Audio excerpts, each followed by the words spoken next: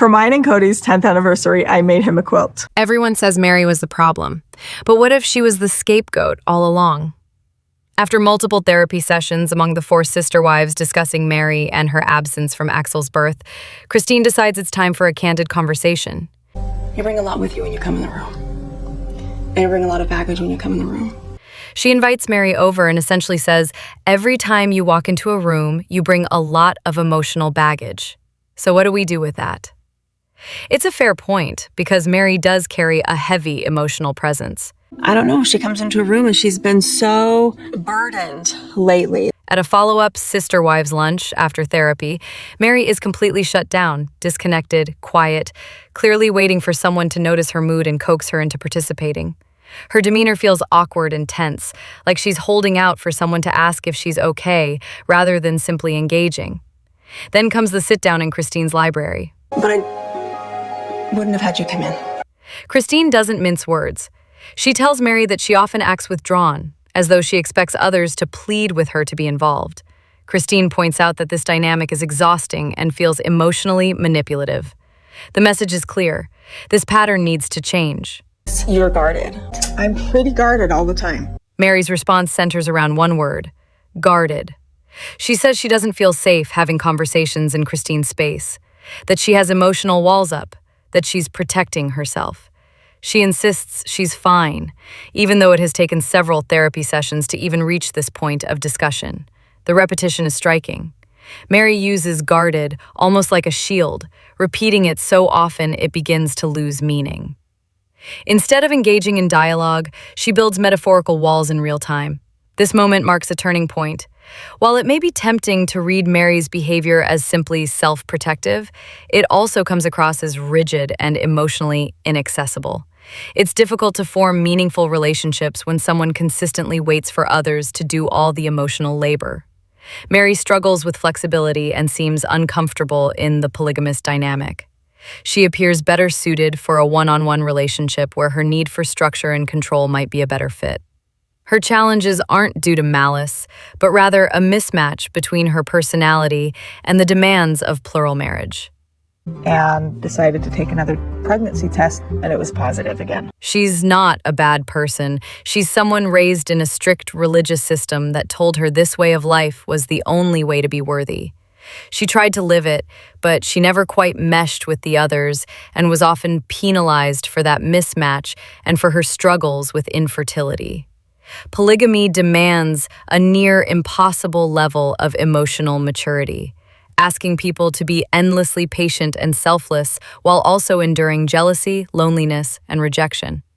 No one is truly equipped for that. Some adapt better, but that doesn't mean they don't sacrifice parts of themselves to make it work. There's also a valid question about timing.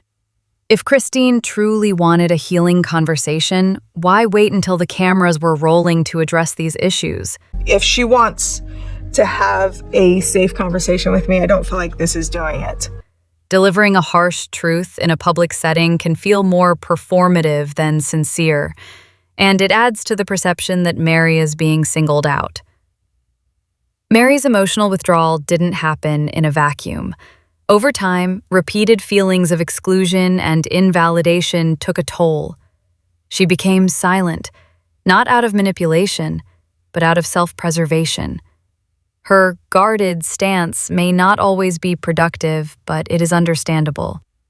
And with everything that's unfolded between the sister wives over the years, personal betrayals, awkward family entanglements, and shifting loyalties, there's more than enough reason for anyone in that situation to feel protective of themselves. He expected rage, drama, and tears. What he got instead left him with nothing. For mine and Kody's 10th anniversary, I made him a quilt. Some assume Mary was being weak or emotionally attached based on how she handled the quilt situation, but in reality, her response was one of the most strategic and powerful reactions possible. It was precisely the kind of calm, controlled move that would drive a narcissist mad. Had she burned the quilt, lashed out, or ignored the situation, it would have only fed the idea that she was still deeply affected, that she couldn't let go. That kind of emotional response would have given him the satisfaction of thinking she was still obsessed or heartbroken. And if she had sent the quilt as it was, he'd have walked away with a sentimental trophy, probably even altering it to erase her part. So I'm like, yeah, on that quilt. He wants them back. Instead, she dismantled it. Not in anger, not in sorrow, just methodically, intentionally. I get it. You guys are divorced. You're done. Fine. But this is like, it's significant. This was something you put heart and soul into. I put so much into this. She kept her sections, preserving the work and meaning she put into it, and left him with a box of discarded fabric.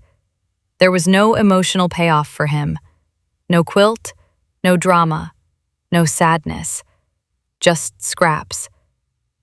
That's what makes this response so powerful. She didn't just walk away. She reclaimed what was hers, gave him nothing to gloat about, and moved forward. The calmness of it all said everything. When someone quietly packs up and moves on, without fanfare or theatrics, that's when you know it's truly over. It wouldn't be surprising if she remade the quilt with new memories, shirts from her travels, from places like Stonehenge or wherever her journey takes her. A fresh start, built on her own terms. Marriage, and that, maybe someday one of my other wives wants a jersey, a t-shirt. Meanwhile, there was a comment made about other wives possibly wanting the quilt, which rings hollow given that only one wife remains. That kind of remark speaks volumes. It's hard not to imagine someone hoping for one last symbolic victory, trying to strip away even the illusion of attachment, only to end up with literal scraps. And it's doubtful he remembered the quilt existed in the first place.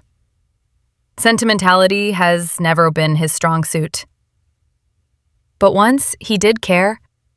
There were real emotions in the early years. The moment she stopped playing along, the moment she showed she was truly done, was likely a shock he didn't anticipate. This tattered bunch of t-shirts is just like an old unraveling. That quiet dismantling of the quilt spoke louder than any confrontation could have. And I'd be like, why am I left with all these scraps all the time? Scraps of time, scraps of stuff. And the result? A perfect reflection of what she received for years. Scraps. Whether guided by counseling or inner clarity, the approach mirrored the emotional boundary setting that signals true detachment. No emotional supply, no reaction to feed on. Just a simple, final statement. My plan has been to cut this up and give it back to him because I don't need his things. You don't get to keep this part of me anymore. They say this isn't a cult, but everything about it screams control, obedience, and silence. Oh, you actually want to talk to us? Yeah, so we got to focus. Maybe that's the reason she's so excited. During that conversation on the deck, right after the girls went to church, Aurora kept shifting her gaze between Robyn and Kody every time religion came up. It wasn't subtle. She looked like someone trying to decode the right answer on a pop quiz she didn't study for. Clearly, she was trying to figure out what was safe to say without setting off alarm bells. Meanwhile, Kody sat there, believing he was hosting an honest and open family moment. The irony. Yeah. Okay, so you guys... Well, hold on. I'm still suspicious. What does the baptism mean to you then? The whole exchange felt strained. Nothing about their interaction came across as genuine. No natural rhythm, no emotional warmth. Just awkward pauses, fake smiles, and the kind of tension that hums beneath the surface. It stood in stark contrast to scenes with the original family members where, even in conflict, there was some trace of authenticity. It's been 6 months of, oh, Dad, this is a dumb idea. Oh, Dad, this isn't fair to us. Oh, Dad. And I'm like, all you would have to do is change your behavior. It's no wonder the older kids seem so guarded. They've seen firsthand how conditional Kody's affection can be. Comply completely, and everything's fine. But question him or disrupt his image of control, and you're out. Cut off and on your own, without the life skills or emotional support to navigate the fallout. That's not love. That's a loyalty test. And he's going to talk to Dayton and Aurora, this is Aurora, and Brianna. And he's going to say, Do you want Kody Brown to be your dad? And then there's Robyn. The moment she had her daughters start calling Kody dad so early in their relationship was jarring. Introducing a new partner to children is always delicate, but forcing an instant father-daughter dynamic? That's more about appearances than emotional well-being. It left the girls incredibly vulnerable and robbed them of the space to form genuine, safe relationships on their own terms. Kody, I knew it! Oh, you? Kody often uses a strangely exaggerated happy tone around Robyn's kids, like he's walking on eggshells. It doesn't come off as warmth, it reads more like rehearsed reassurance. It's likely a result of Robyn setting the rules. No raised voices, no sharp edges, no emotional discomfort. Everything must appear calm, compliant, and carefully managed. And that management extends beyond Kody. But she separated me from it. Do you want to be an engaged father? Of course I do. Robyn keeps a tight grip on the narrative, often stepping in mid-conversation to shut things down when they start veering off course. Whether it's stopping one of the girls from dancing too freely or literally silencing Kody mid-sentence, she acts like a director trying to keep the family on script. We didn't care about her anymore. All of you are just kind of jerks. I don't want to be around you. And I'm tired of it. It's no surprise the girls seem nervous or emotionally flat. They've been taught that mistakes have consequences, and not just within the home. They're fully aware that every word and gesture might be judged by the outside world. The pressure to perform is constant. How was church? Should we start with Aurora? I cried a lot. Really? Aurora's tears when she returned to church didn't seem like joy. They looked like pure relief. Church meant space, structure, and maybe even a break from the tightrope she walks at home. Aurora has been having panic attacks. In that environment, you either surrender control of your identity or risk being pushed out entirely. There is no middle ground, just performance or punishment. This is what it looks like when someone burns down their own family and still plays the victim. I miss the love of the children, and that's all. I miss the love of my children. An interesting turn of phrase from Kody. Not I miss my children. No, what he longs for is their affection, their admiration, their unwavering loyalty. Not the kids themselves as complex individuals, but the comfort of their former adoration. It's telling. But I want to move to Europe. I want to get away from this where I can't see it or be bombarded by it or feel it anymore. There are signs he's beginning to feel the consequences of his choices. His tone, his expressions, confusion, hurt, and maybe for the first time, a flicker of regret. Will you accept me as monogamous? Is there a problem with that? He seems baffled that Robyn isn't content, even after he dismantled everything to prioritize her. It was supposed to be just the two of them, wasn't it? That was the goal. So why does it still feel like a loss?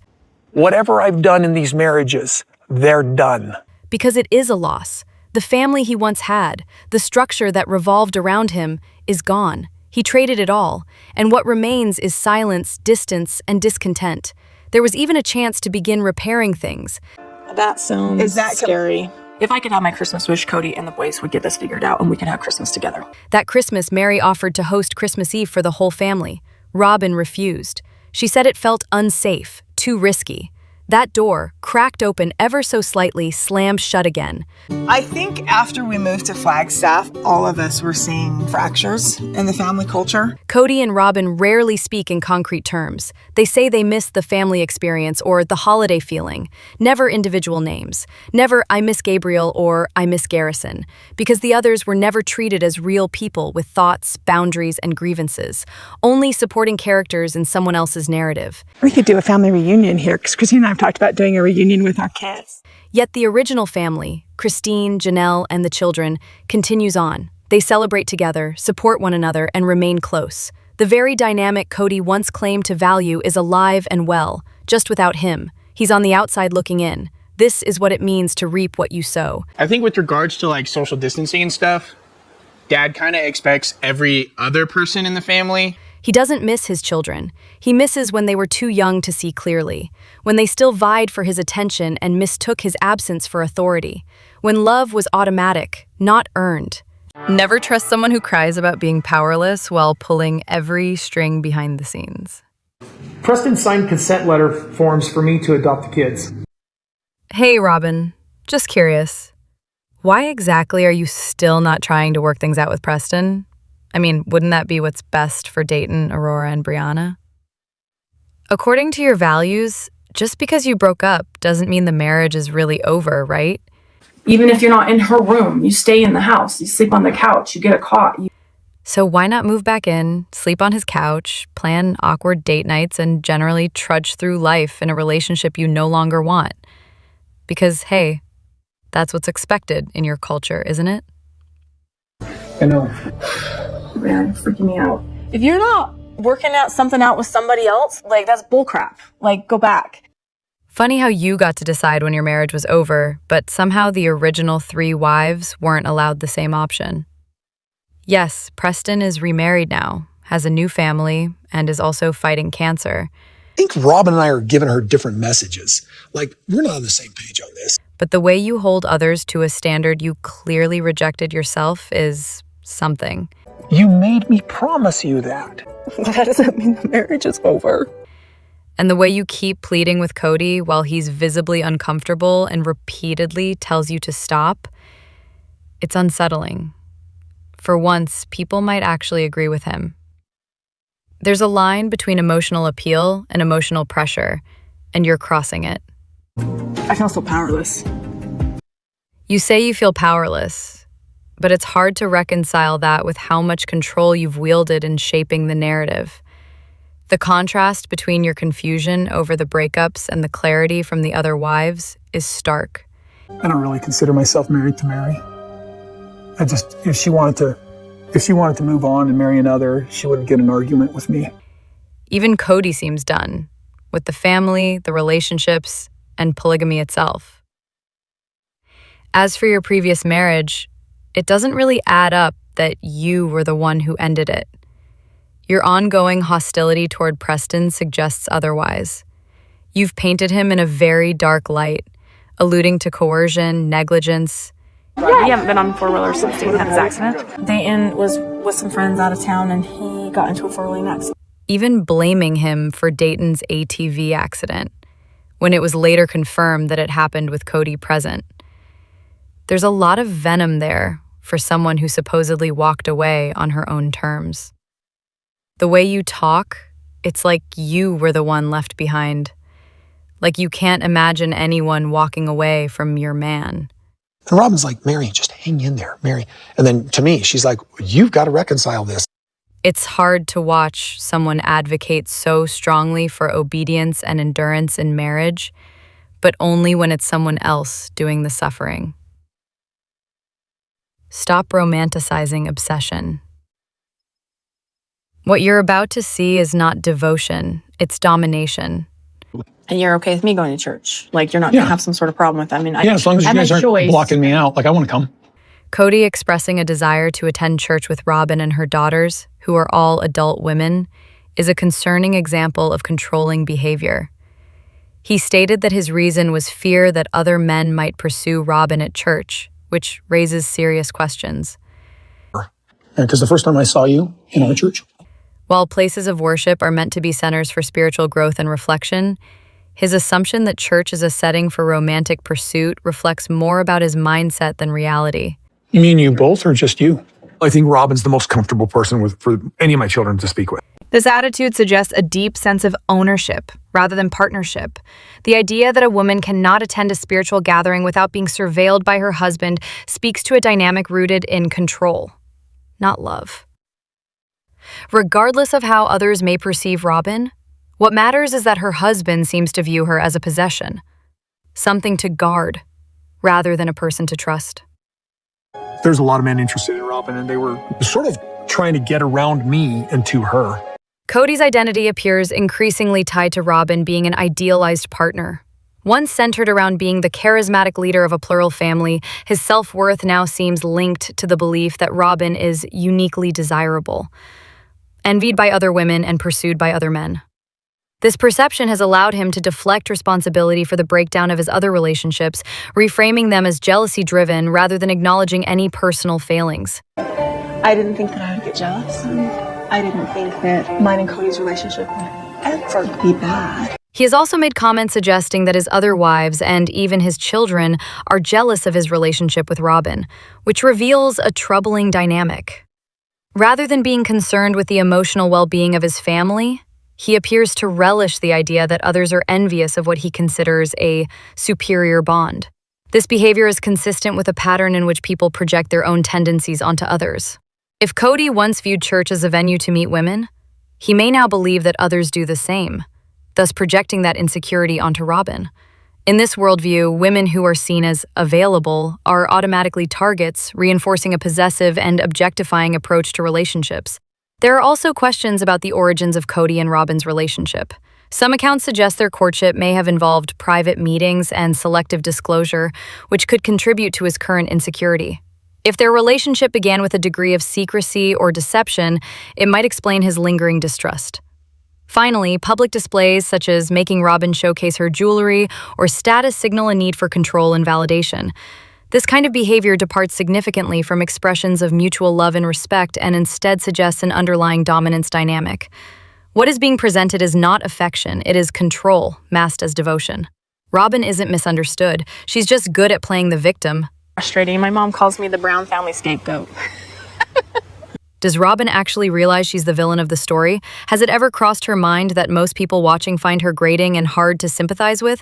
It's hard not to wonder if she genuinely believes the version of events she keeps promoting. If they hadn't wanted me in the family, all they would have had to say was no, Kody. Does she think people are buying it? Does she even have anyone in her life, besides Kody, who finds her likable or sees her as someone with redeeming qualities? So for a while, I felt like Robyn was the enemy. Does she work? Does she interact with people outside her house? Or is she just living in this alternate reality where everything went according to some fantasy? One where the other wives embraced her even though they clearly didn't? And considering her personality, it's almost impossible to believe she isn't aware of how negatively she's perceived. You guys got a lot of snow out here. And here's the thing, you guys are seeing it because we've had 45 degrees for several days. She definitely knows. That's the only explanation for the bizarre, overly staged scene in the snow this season. To work on his relationships with his kids. I'm tired of being angry. Oh, I'm having a hard time. Even in the most recent episode, she suddenly brings up how she encouraged Kody to rebuild his relationships with his kids. Convenient timing, coming right after a tragedy. Just like the snow scene, it seems less like sincerity and more like calculated damage control. The sudden silence from both of them on public platforms says a lot. They know how they're being seen, and that image is clearly bothering them. Kody has leaned into the villain role, but Robyn? She's still out here trying to fix the narrative, like it's not already too far gone. Seeing Rob and Brianna have been expressing an interest in going to church. Now comes the return to church storyline, a desperate attempt at reputation rehab. But instead of making things better, it just feels strange. Her adult daughters supposedly can't attend church without her. She genuinely seems to think this makes her appear wholesome and devoted, especially in contrast to Christine, who's moved on from religion. But it only raises more eyebrows. Secure person that I knew. I was. I didn't think that I would get jealous. She might be confused about the backlash, still clinging to the idea that the others were just jealous because she's the quiet, sweet one. But that fantasy doesn't hold up anymore. Now the focus is on making it look like she's the faithful, misunderstood wife with the moral high ground. But the truth remains. This is mine and Robyn's house. She ended up with the mansion, the artwork, and the jewelry built on the sacrifices of the very women she now paints as the problem.